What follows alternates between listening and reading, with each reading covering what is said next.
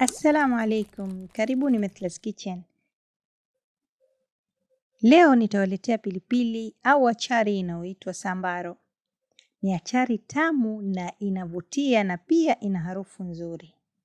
Kwa wale wapya katika channel yangu hii, usisahau kusubscribe na kuminya kengele ili usipitwe na mapishi yajayo. Achari hii ni nyepesi sana kuitengeneza na haichukui muda. Tutahitajia vitu hivyo unavyoviona mbele yako, ambavyo nimetumia karoti 5 kubwa na kuzikata kama unavyoona, kama mfano wa chips, ila kidogo ni nyembamba zaidi. Na thom ambayo nimetumia thom 1 nzima, na pia pilipili hoho nimekatakata 2, na pilipili za kuwasha nimetumia kama pisi 15.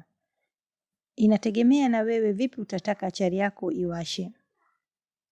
Na tomato ya packet nimetumia pia. Na chumvi itakaoleta ladha katika pilipili yako hii.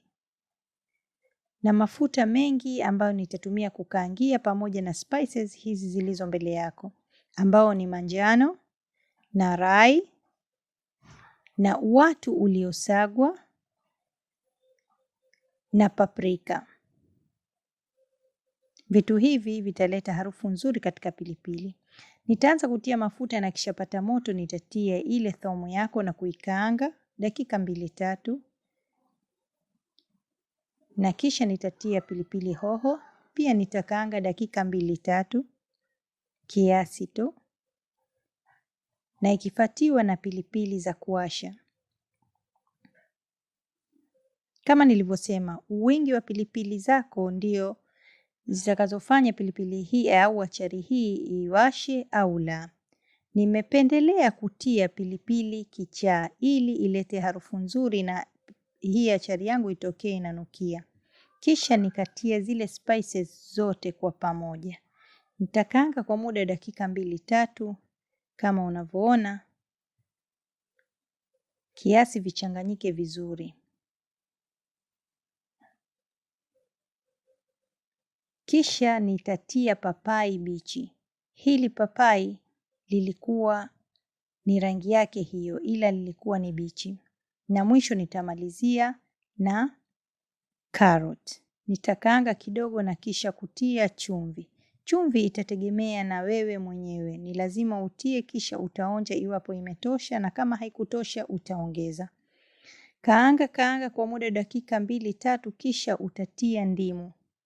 Nimetia ndimu 4. Ndimu zangu zilikuwa kubwa na zenye maji mingi. Nitageuza kwa muda wa dakika 2 na kisha nitatia tomato ya packet. Na iwapo huna tomato ya packet, pia ni kawaida kutia tomato ya freshi. Na pia ni vizuri zaidi ukipata na tomato fresh. Utafunika kwa muda wa dakika 5-6 na kisha kuiangalia. Iwapo zimeiva carrot, basi tayari pilipili yako itakuwa tayari.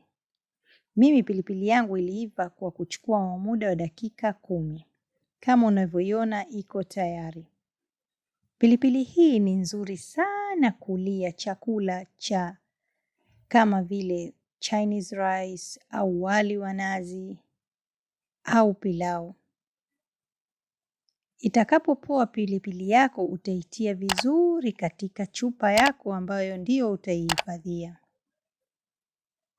Usisahau kusubscribe na kushare na wenzako ili wapate kujifundisha kujua pilipili hii.